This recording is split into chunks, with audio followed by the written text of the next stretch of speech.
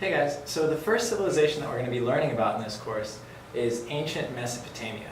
And they were the first large stratified and complex society to emerge anywhere on the planet. So it makes sense to start with them. But so the first thing we need to understand about Mesopotamia is the geography and how Mesopotamian geography influenced the civilization that developed. So the very first people to discover agriculture ever were up here in what is now Turkey, the Anatolian Peninsula, right? And so these guys up here figured out how to grow grain, how to raise cattle, stuff like that. And they relied on annual rains for their agriculture. But as time went on, thousands of years passed, people migrated south to this region here. And that is the area known as Mesopotamia. It lies between two important rivers, the Tigris and the Euphrates. And this is where Mesopotamian society developed. And so the geography here is very different than up in Turkey, right? So in Turkey, they plant seeds, they wait for the rain to fall, some grain comes up, they harvest it, they eat it. That's how those Neolithic villages worked. But down in Mesopotamia, it really doesn't ever rain. So how are you going to grow grain? How are you going to raise cattle if you don't have the rain that you need to make all that go? Well, the secret was in Mesopotamia is that you could use the water from the rivers, from the Tigris and the Euphrates rivers, and you could channel it using irrigation canals to water the fields. And this was super effective because the soil down in Mesopotamia between the rivers was extremely fertile. And it was fertile because every year these rivers would flood, and they would flood with this really rich, silty soil from the bottom of the river. And so because the soil was so fertile, if you could water it, then you could grow way more crops than you could anywhere else. And so the Mesopotamians figured this out. By using irrigated agriculture, that is by channeling the river, they were able to grow more grain and support more livestock than anybody before in human history. And because of this, they were able to develop beyond simple villages like we talked about in the Neolithic era, and to develop large cities. So, the Mesopotamians developed the first cities in human history. And these were concentrated points of human population, and in these cities we start to see the first developments of a really complex society. So let's talk about what these cities were like. So first of all, the people who built these first cities call themselves Sumerians. We call this civilization Ancient Sumer. And in their language, this meant the land of civilized kings. They thought of themselves as the only civilized people around. Everybody else, all the people back up in Turkey, they were barbarians, right? But the people of Sumer were civilized. And so these cities were basically islands in the middle of desert. All around the Tigris and the Euphrates is total desert. But around these cities where they're irrigating, crops are growing up. It's almost like an oasis. Fields for sheep, for cattle, palms for dates and figs. Beautiful, right? Springing up out of the desert. And all of this is made possible by irrigated agriculture. But so when you have all of this food coming in, so much grain and so many livestock, you're capable of supporting a complicated society. And so in these cities, you start to see social stratification. Whereas in the Neolithic villages, everybody was kind of the same, right? Maybe one guy had a slightly bigger mud hut than the other guy. But here we start to see really complicated societies with different people playing different roles. And so by social stratification, what we mean is that there are certain people on top of the society, and then other people down below who have different responsibilities and different privileges. So at the top of Mesopotamian society, there was a king. And below the king, there were priests, and there were craftsmen. And then at the very bottom, there were peasants. And these were the people that actually went out and dug the irrigation canals and grew the grain and supported all this food. But the peasants were so productive, they could make so much food that they could support these higher levels of social stratification. So it's because of the productive agriculture that you start to see this very complicated society.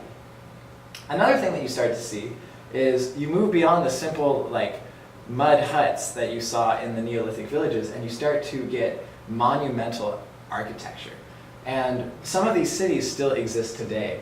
For example, in the ancient city of Ur, which was one of the Sumerian city-states, we now still have the remains of giant walls and huge buildings called ziggurats, which you can kind of see right here.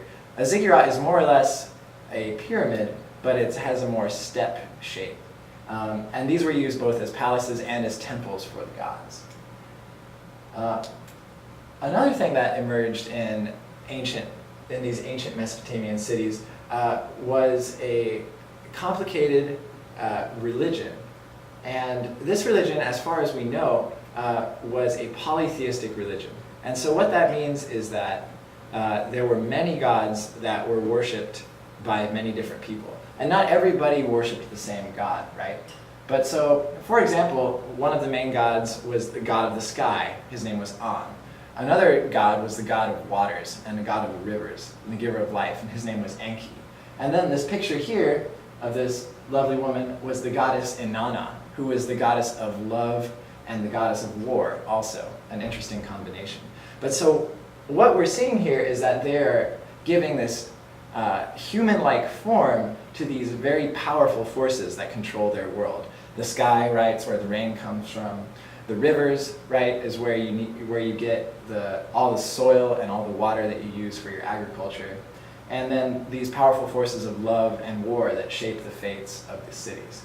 So you get the anthropomorphization, whatever. You basically turn these big, important natural forces into human-like forms.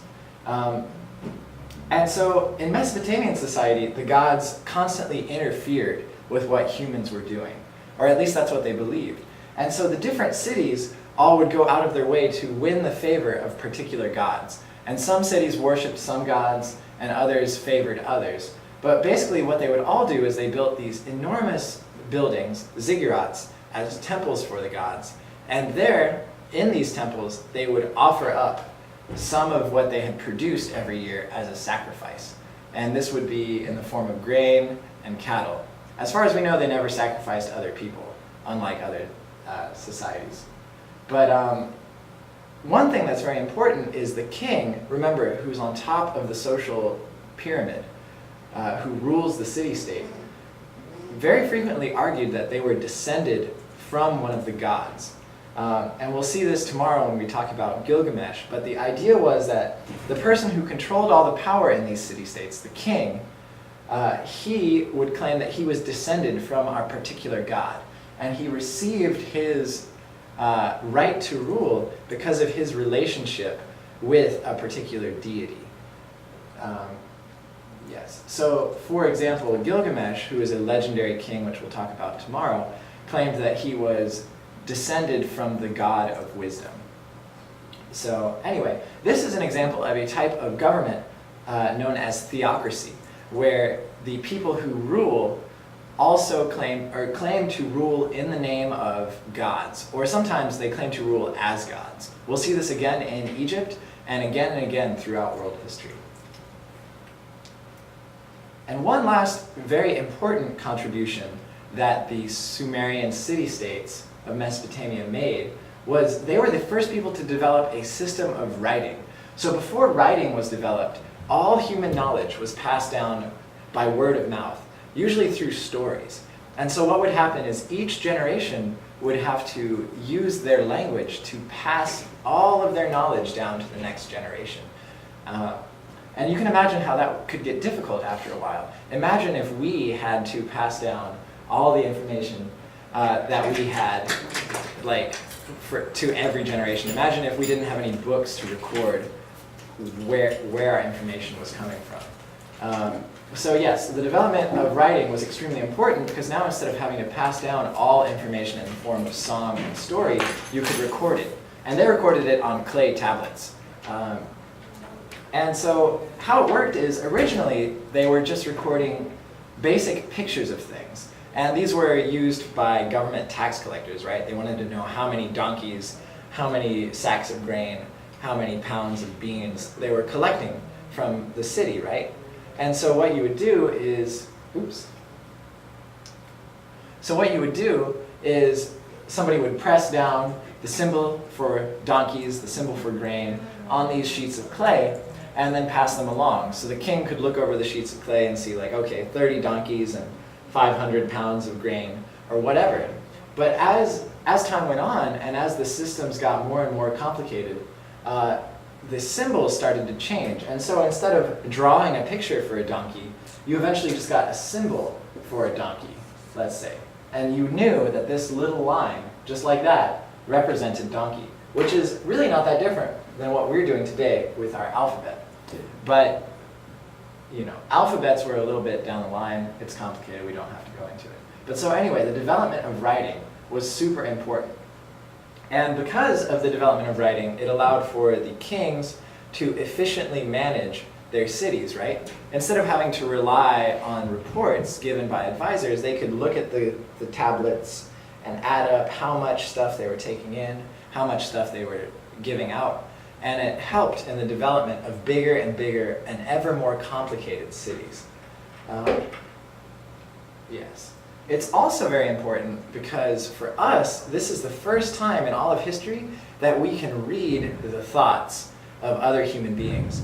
Before this point, we had to rely solely on archaeology, right? Digging up remains, looking at shards of pottery, looking at ruins. But here, for the first time, we can read what other people were thinking more than 6,000 years ago, which is pretty fascinating. So that's another reason why the emergence of writing is super important. And the main idea that I want you guys to take away from this is that writing, along with all of this agriculture, is allowing for more and more complicated societies, and these cities are growing bigger and bigger as the centuries go by. Yes, so here are some key terms that I would like for you guys to pay attention to. They'll be on your key term list, which will be due later on. So take a moment, write these down, and we'll discuss all this stuff in class tomorrow.